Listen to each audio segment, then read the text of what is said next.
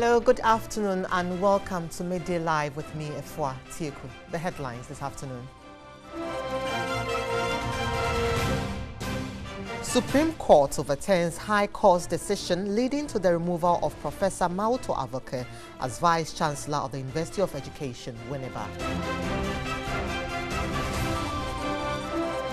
Musician Kwame Asario, being A+, denies extortion claims by Director General of Ghana Maritime Authority, Kwame Usu. And on the foreign front, South Sudan's opposition leader Riek Machar arrives in the capital Juba for the first time since he fled into exile in 2016.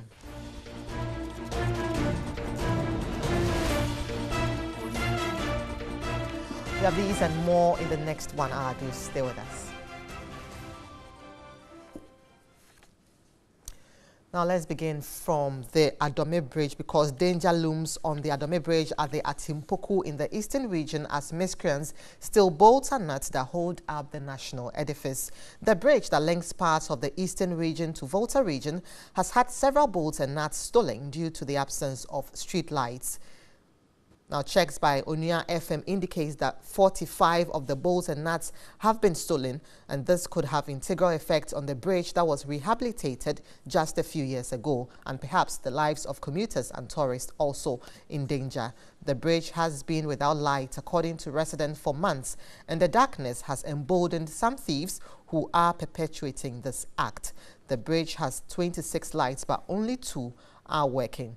The district chief executive of the Esojaman district, Samuel Kwame Ejekum, says several attempts to get the Ghana Highways Authority to rectify the situation has fallen on deaf ears.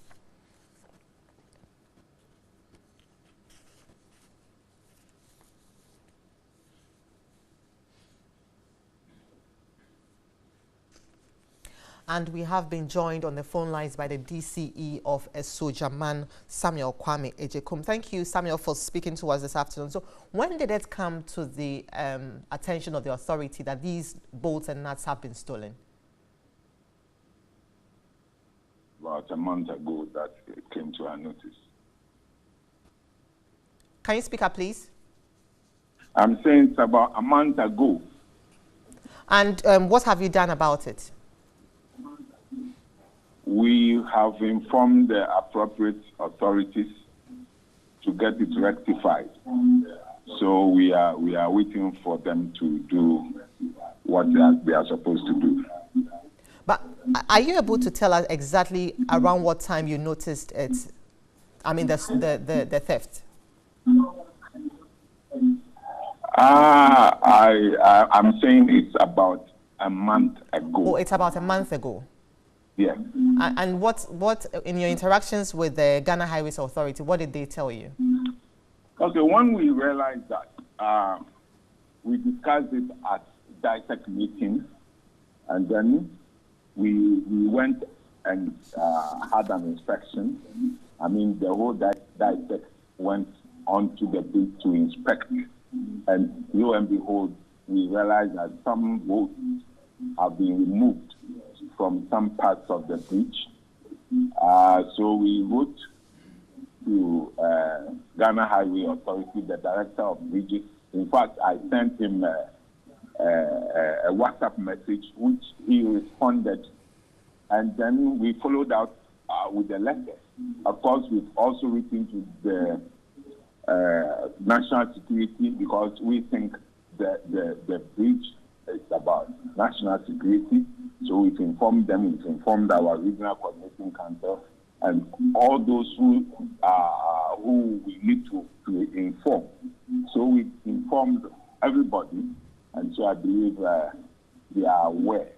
But I'm just surprised that Ghana Highway Authority doesn't seem to be responding to our concern, because it is their mandate to make sure that the bridge is in good order. Well, but because it is in our district, we are supposed to ensure its safety, and that is exactly what we are doing.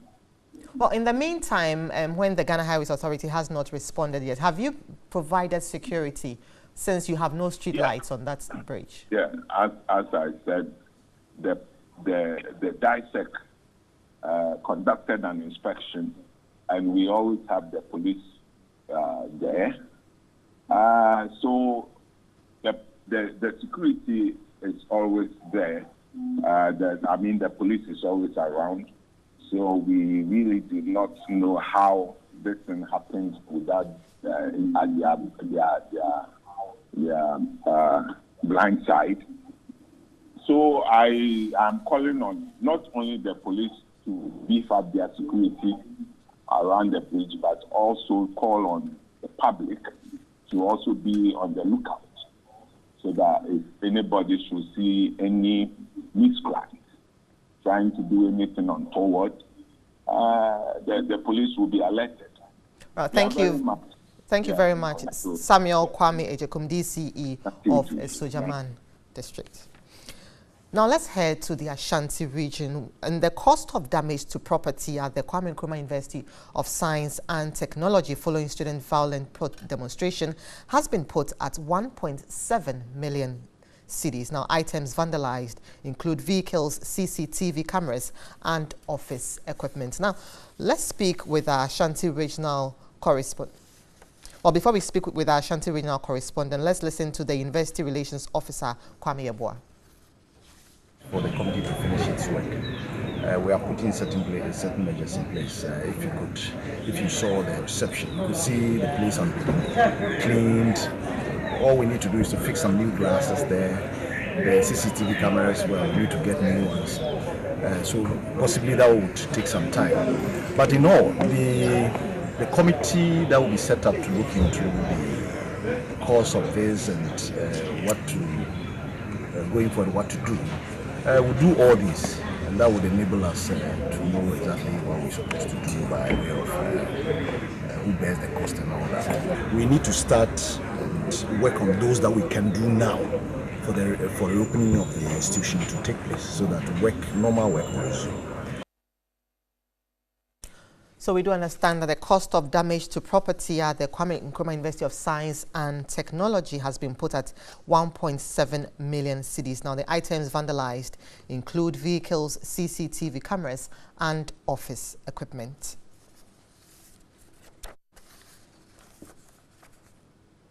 Let's now speak with our Ashanti regional correspondent Benjamin Edu. Benjamin, so we do understand that the cost of the damage is about 1.7 million cedis. Who will fund the repairs and the costs?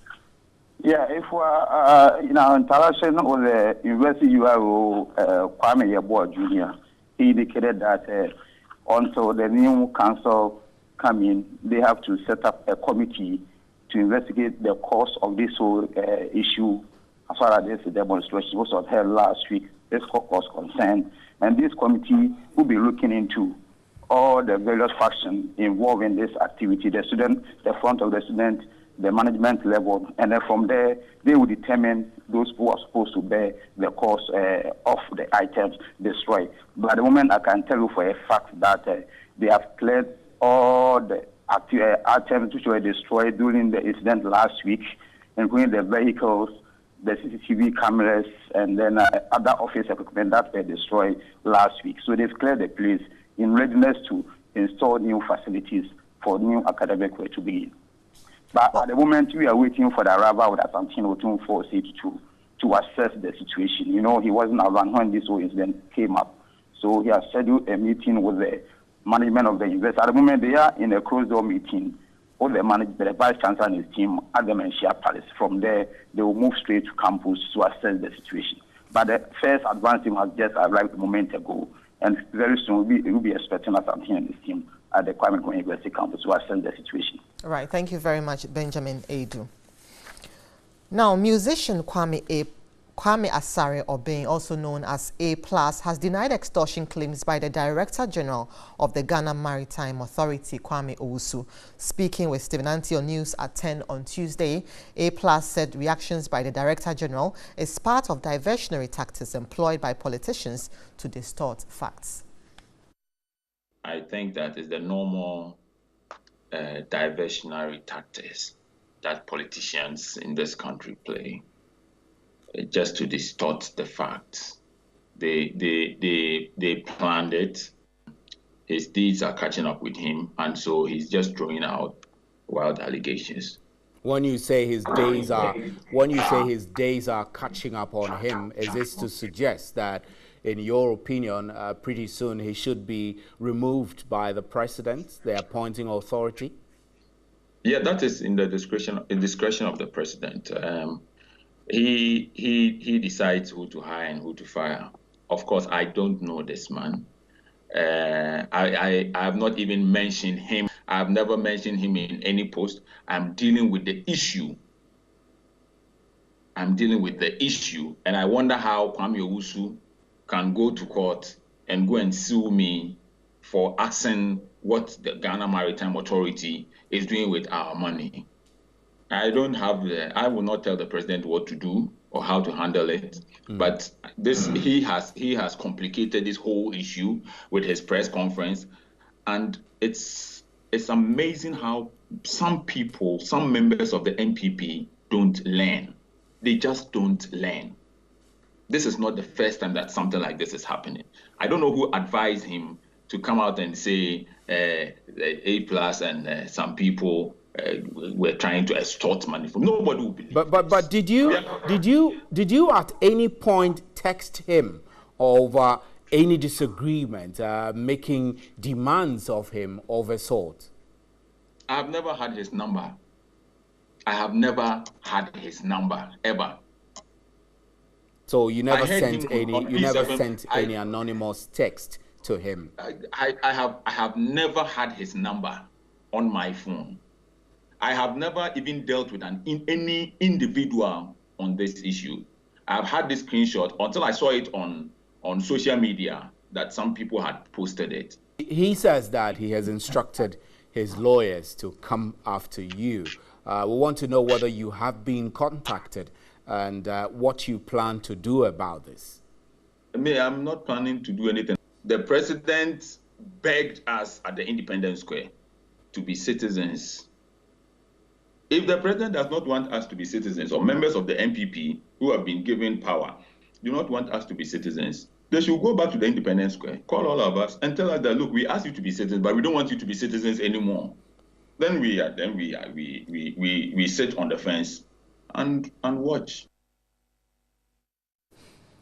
And in the light of this expose, the Director General of the Ghana Maritime Authority, Kwame Owusu, has questioned TV3's motive in carrying out stories he deems as mischievous about him and the institution. He was reacting to a leaked memo on payments made for a luncheon by the authority to his private hotel. There's a report by Komla Kluchi.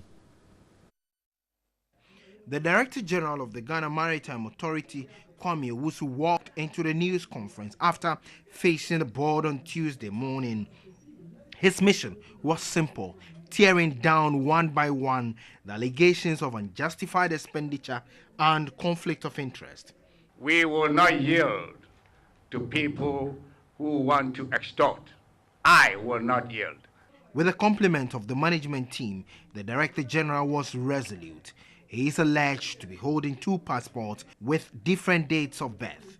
So the question was put. The minister has instituted some investigation to be conducted by the board. The very board you had indicated that had given approval of your hotel supplying lunch for the stakeholder meeting. Do you trust of a fair investigation? You are being a leader of championing the mischief. In the first place, you even have gone far to take a picture of my hotel and put it in. So it's no wonder you're questioning. And if you are questioning the integrity of the board, if you are going to question, just as you've been doing, the integrity of the minister, it is not me to tell you whether the board will be fair or not fair. And I don't know whether you think you should have brought timber contractors to do that. Then a second question was put. Do you have any relationship with the contractor who is putting up the building that is supposed to house you, the contractor in name of one could appear global ventures. Minister and heads of states, Kennedy and the rest, they have their brothers as this and that. I know of people, and the people are Ghanaians, that have the right to contest a tender. And if it's because of that, they will not be able to contest. I did not give it to anybody. It was run even outside of me. And you're going to stand here, as you have been asking questions, that because somebody happened to know me, they can never do a tender in this organization. Kamala, that is below the belt. Even if my wife was to disclose and tender, and he has the capability to do something, and we shouldn't give it and give it to our enemies, you would have been wrong. I did not make the decision. It was based on numbers. Kamala, please, let us not delve into trivialities. Enough for TV3. You've had enough. Some supporters of the Director General heckled the reporter moments after the news conference. Now let's tackle one of our top stories. Now, the Supreme Court has overturned a High Court decision leading to the removal of Professor Mauto Avoke as Vice Chancellor of the University of Education, Winneba. According to the unanimous ruling, the High Court in Winneba failed to take evidence from the parties in the case before granting judgment in default of defense. The court also stated that the High Court breached the rule of natural justice by failing to afford the defendants a hearing. The justices of the Apex Court said the High Court's actions amounted to an error of law patent on the record. Following the High Court's ruling, Professor Avoke, together with 6 other principal officers of the university, were removed by the school's governing council. This was described by some lecturers as politically motivated.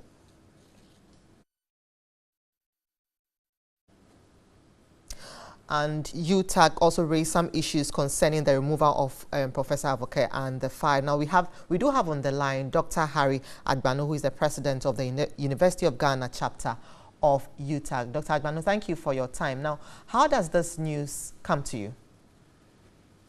Thank you very much, Auntie, for the opportunity. It's a good news. I must tell you that today my pride as a Ghanaian has been rekindled. I was losing pride. I was losing hope in this country. But that hope has been restored by the decision of the Supreme Court. I am a proud person today. I am a proud Ghanaian, and I'm happy I am a Ghanaian today. Now, so during that process, you did raise some issues that government was interfering in that process. Exactly. It was a ploy by some people who had links with government to remove Prof. Avoke from office because of the perception that Professor Avoke was a sympathizer of the NDC party. The educational system is being politicized by people who have some vested interests. I don't know what they want today. I will not recount the history of this case, but we all are aware that the person who was leading that charge was the MP for Futu, Afenyo Markins. Today, the Supreme Court has spoken. And I think that if there is any institution that has brought so much embarrassment to government, to this country, to education in Ghana, it is the Winneba Council, Governing Council. And so I would believe that the government will quickly dissolve that council so that it can bring some respect back to the university. The integrity of that institution has been completely eroded. It will take several years to rebuild confidence in that institution. The governing council must be dissolved so that new people with new ideas, people who have this country at heart, be put in place to rebuild the university. So I'm happy. Thank you very much. Dr. Harry Agbanu is president of University of Ghana chapter of UTAG.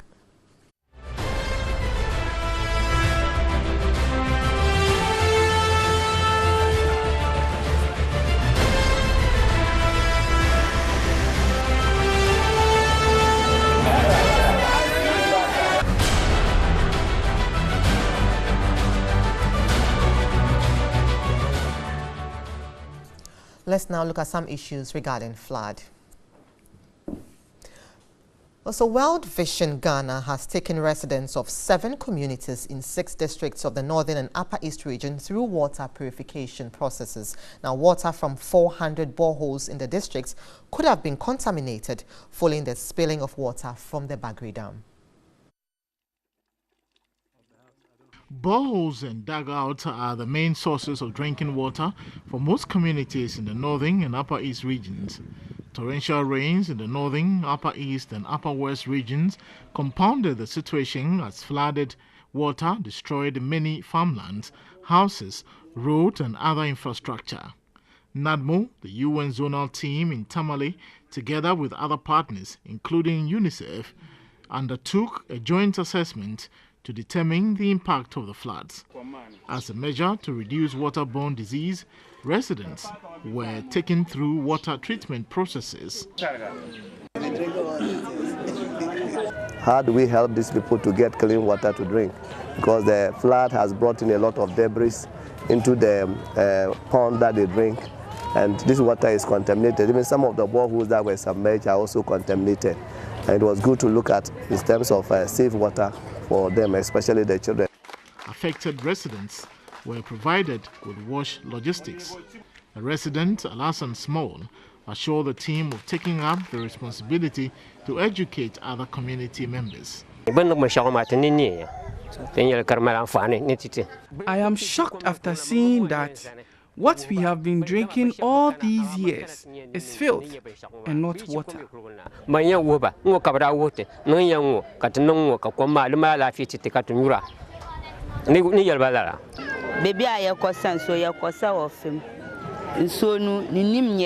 We fetch groundwater. The water is dirty. We will treat it just as you've taught us to make it potable. Water from 200 additional boreholes is to be treated.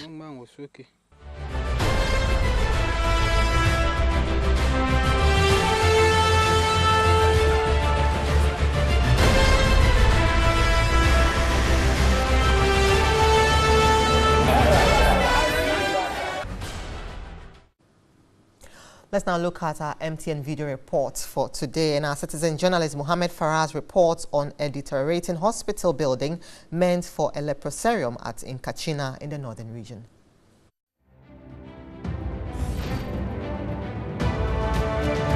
This is Oti River Hospital, which was established in 1947 as one of the leprosariums in Ghana. This hospital, over the years, has served the people both in Ghana and the neighboring countries. As I speak today, the status of this hospital, ever since the British left the hospital for Ghanaians, has gradually deteriorated to the lowest level. Every single equipment here you can think of, the hospital was very, very resourceful. But today, as I speak to you, there's nothing left here. It's either individuals have stolen some of them, or some of them have been left to rot. The people of this area need this hospital to be functional as it used to be. From Nkanchina at the Oti River Hospital, I am Mohammed Faras.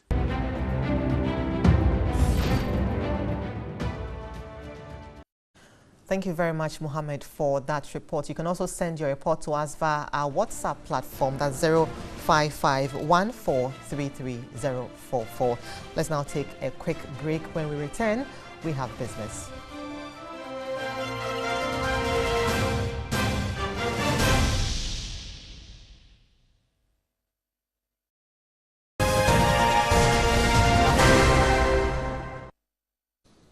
Welcome back. Micro, small and medium enterprises want government to create what they describe as an equitable tax regime.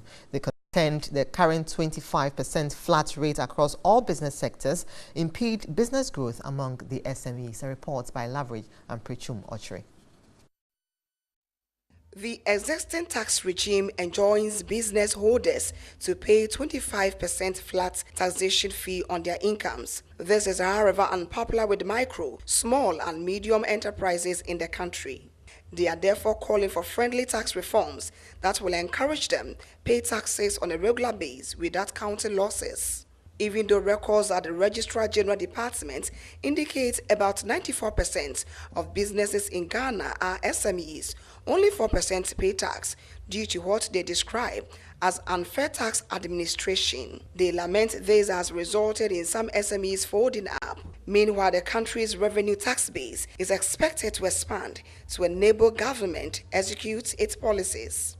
It is because of this that the Private Enterprise Federation Ghana has held a stakeholder consultative workshop in Takoradi to solicit views from a cross-section of MSMEs to petition government on the matter.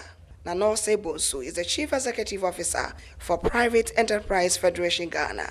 The SME sector, we see the current regime is not too conducive for them because we have a blanket tax rate for micro, small, medium, and big players all across about 25%. And if you look at the impact on them, it makes it very difficult for them to keep majority of their internally generated funding to conduct their businesses. So what we're looking to do now, explore the impact of taxes on businesses, how they're able to expand, use their own funding to expand, grow their business and become competitive. And that's why we're going around soliciting the difficulties and challenges that these SMEs go through. A participant suggests Ghana Revenue Authority adopts new and easy technology to encourage tax payment, which will benefit both parties. Right now, we have a lot of mobile technologies which we can use to pay our taxes or our bills. So I would suggest that GRA uses any of these technologies to encourage the SMEs to pay. Why should I spend 10 cedis or 5 cedis to transport myself to GRA to pay, let's say, about 3 cedis in terms of a casual laborer? It should be easy for me to sit in my office, use my mobile phone or the technology to pay my tax. And I think GRA in so doing will capture a lot of the SMEs. German conglomerate Siemens AG will soon announce its intention to establish its presence in Ghana. The move, according to President Akufo-Addo, is a testament to the efforts of government at creating a congenial environment for the private sector to thrive. President Akufo-Addo made this known when he delivered his remarks at the ongoing G20 Compact with Africa conference being held in Berlin in the Federal Republic of Germany. Siemens AG is the largest industrial manufacturing company in Europe. Siemens' decision, together with that taken by German car manufacturer Volkswagen, to establish an assembly plant in Ghana. We're not resting on our oars. We'll continue to work hard to attract investments, domestic and foreign, into Ghana, so that we can unleash the sense of enterprise, creativity, and innovation of the Ghanaian people and help build a progressive, prosperous Ghana whose citizens live in harmony and security.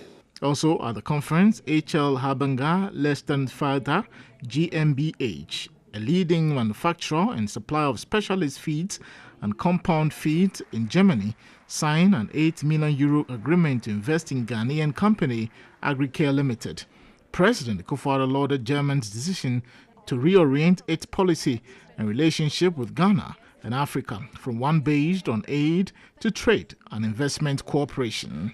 My government's vision of moving our country to a situation beyond aid, i.e. a Ghana beyond aid, is aligned to Germany's Compact with Africa program.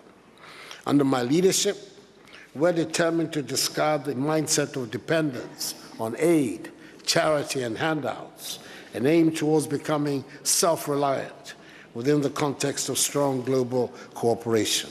President Akufo-Addo reiterated his administration will continue to implement policies to encourage and empower the private sector to grow the Ghanaian economy. We believe that when the private sector flourishes and when our enterprises become competitive, not just on the continent, but also in the global marketplace, then we can create the thousands and thousands of jobs our teeming masses of unemployed youth crave.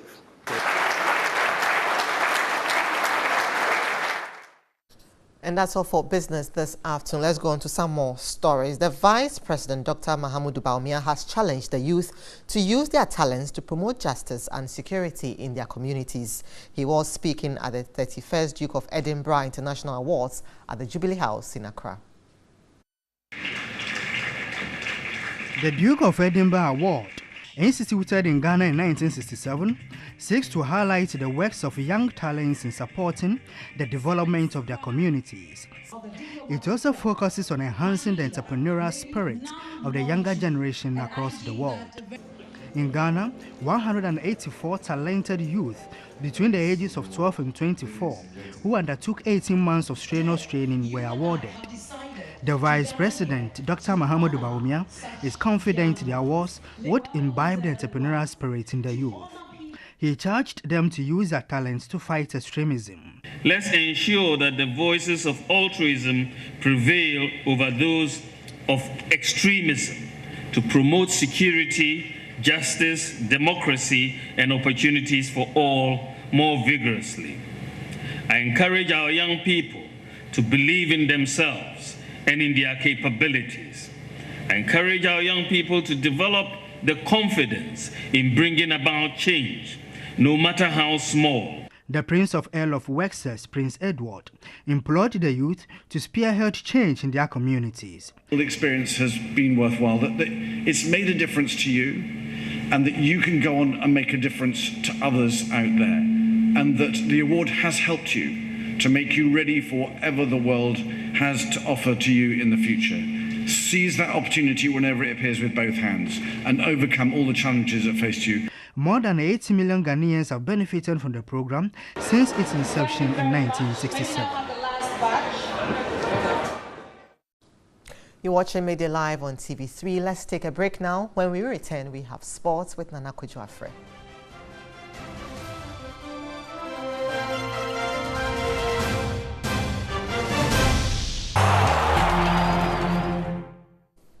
Good afternoon. Welcome back to Midday Live here on TV3. My name is Nana Kojo-Afre with the sports update. The details now. When the adjudicatory chamber of the Independent Ethics Committee of FIFA has banned Mr. Kwesi Nyantakyi, former president of the Ghana Football Association, for life from all football-related activities, administrative, sports, or any other at both national and international level. The adjudicatory chamber found Mr. Nyantakyi guilty of having violated Article 19, Conflict of Interest, Article 21, Bribery and Corruption, and Article 22, Commission of the FIFA Code of Ethics 2012 edition. As a consequence, Mr. Nyantakyi is banned for life from all football-related activities, and also an additional fine of 500,000 Swiss francs has been imposed on Mr. Nyantakyi. The decision was notified to Mr. Nyantakyi on Tuesday, and the ban comes into force immediately.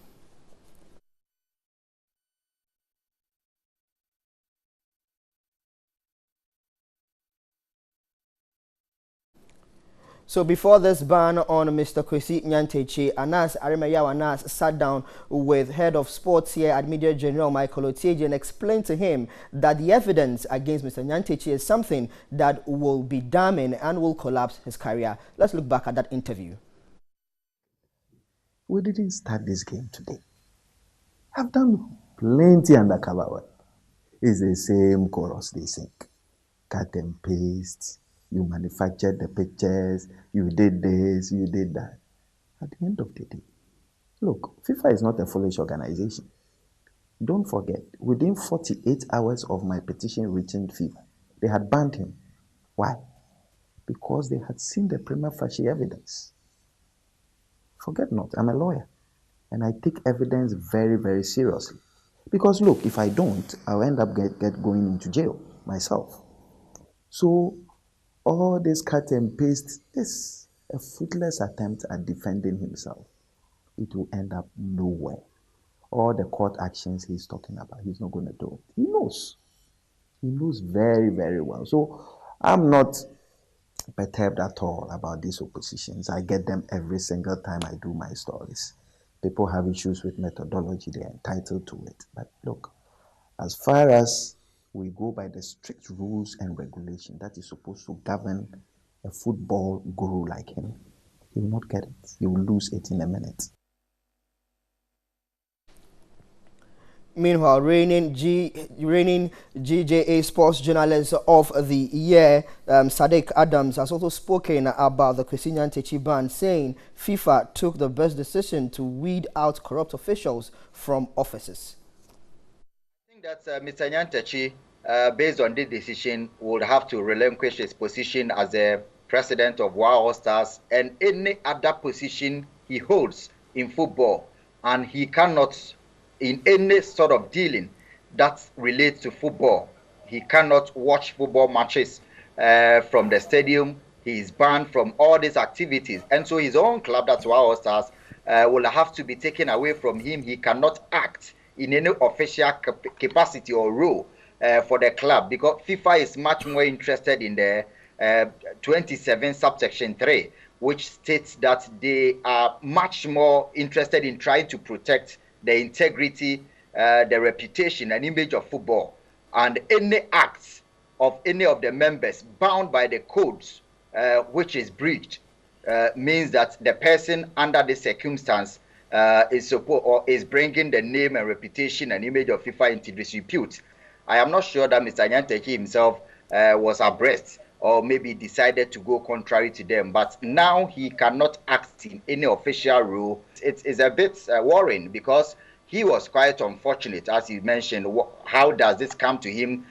Because of the fact that FIFA is in the process and in the face of trying to, as I put it, decontaminize or put some sort of detergent in cleansing extensively the image of football across the world. And he comes in the last 4 or 5 years as the 17th member of FIFA who has been banned. It's a very big blow to Mr. Kwesi Nyantakyi. At this point, not many people, really expected him after that rapid rise to end on this note. But he still have an opportunity to appeal the decision and after that go to CAS. Let's see what happens, but it looks a very big blow to him.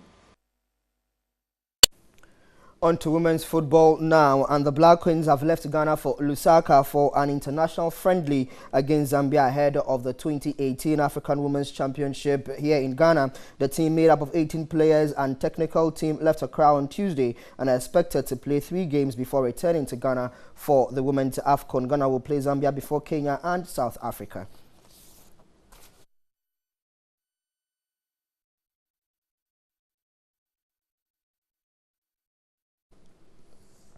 Meanwhile, the Black Maidens will finalize preparations for their 7th FIFA Under-17 World Cup with a trip to the United States in the coming days. But with expectations high as always, members of the team have reassured the nation they will not go to Uruguay to make the numbers. And Eke Amankwa has more. Since placing third at the FIFA Under-17 World Cup, Ghana has generally struggled to replicate any such success. Prior to that tournament, the Black Maidens had finished in the first round twice, while leaving the tournament in the quarterfinals on 2 other occasions.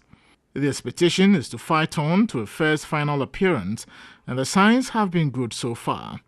Ghana's team made it to this year's tournament with a record 26 goals scored in the qualifying games, having beaten Djibouti 19-0 and Gambia 7-1. The team has been engaging in several low-profile friendly matches at their camp in Pram and are expected to embark on the tour of the United States as part of preparations for the FIFA Under-17 World Cup. Evans Adote is the coach of the Maidens and is confident his ladies can make the nation proud. This time round, in fact, I've tasked myself to ensure that I go beyond where the success we chalked in 2012. If possible, I will play in the finals and make sure we win the ultimate. So the way forward looks bright, although it is too early to predict. We are on course. Mukarama Abdullahi, who led the top scoring charts in the qualifying rounds, also set sight on the individual top awards in Uruguay. I'm excited because it's going to be an experience for me as individual, and then the whole team and myself as an attacker. I wish maybe after everything I'll be the goal queen, all the players. Ghana has been drawn in Group A of the FIFA Under-17 Women's World Cup alongside tournament hosts Uruguay, New Zealand and debutant Finland. That's how we wrap up the sports on Midday Live. My name is Anako Jaffre. It's always been a pleasure serving you. Good afternoon.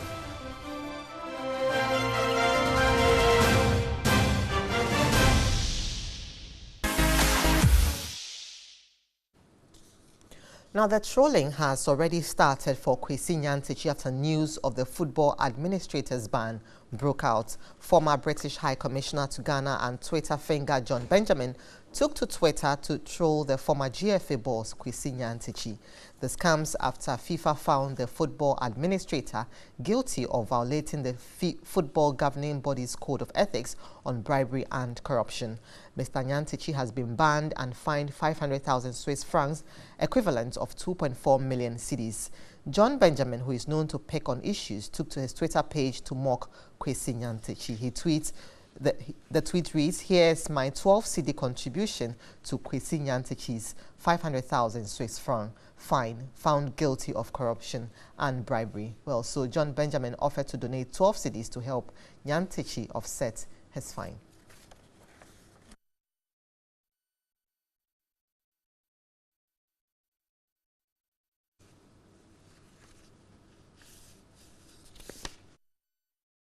So ace comedian and satirist Kweku Sintim Misa aka KSM has urged Ghanaian comedians to step up their game if they want to stay competitive. The celebrated TV talk show host is convinced comedians knowing their stuff and improving on their craft is a prerequisite for breakthrough. The people that sell the PK and things, when they come, they say it 3 times, eh? Yeah, PK, 3 times. It's like a law. Pure water, pure water, pure water. You look, when you're going, you look. Very soon you'll be in a car and you're going, yes, no for. With a career spanning over 2 decades, KSM, as he is affectionately called, is Ghana's most decorated stand-up comedian. KSM is well known and admired for writing and starring in a series of one-man comedy shows, notably The Saga of the Returnee, Politically Incorrect, and A Fierce Rebel. I remember a long time ago, when you talk about comedy, then it was KSM. Well, before then, there was Fritz and there was Tommy Allen Forsen, but the name KSM was so much like... The ace satirist is recognized for inspiring and paving the way for a new generation of promising comedians.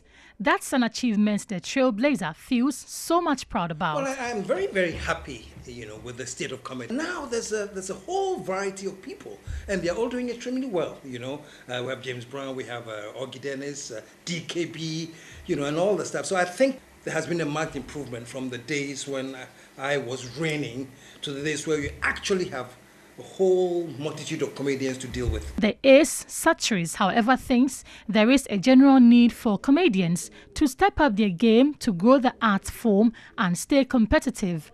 The comedians should concentrate on the craft. I want them to improve their craft. I want them to be very fluid and flow. And once we have a body of comedians that know their act so well, that flow, that deliver, then we can get to the next step of... Sharing his views on happenings on the local entertainment scenes, KSM regretted too much time is wasted discussing trivial issues to the detriment of the very things that directly impacts the industry. I'm interested in directors being on time. I'm interested in actors respecting their call. I'm interested in the industry paying actors what they're due. If we can get these things together, then we can find the name, So we don't waste too much time on do we need an organization. Once the act is together, trust me, these things will follow. Well, it's been a while since KSM starred in a comic play. Has the comedy legend hanged his boots? December 5th, I turn 62. And on the 7th, I have my 62nd birthday on stage. I'll be doing a show called KSM Unchained. Now, American rapper, songwriter, and record producer Pharrell Williams has told U.S. President Donald Trump to stop playing his music at his rallies. The warning comes after the U.S. leader attended a rally in Indiana on Saturday where Pharrell's mega hit Happy was played. The event was held hours after 11 people were killed in a mass shooting in Pittsburgh. A letter issued through Pharrell's lawyer said there was nothing happy about the tragedy inflicted upon our country and no permission was granted for your use of the song for this purpose. Pharrell's cease and desist letter also alleges that the use of the song constitutes copyright infringement, urging the U.S. leader to stop playing his music.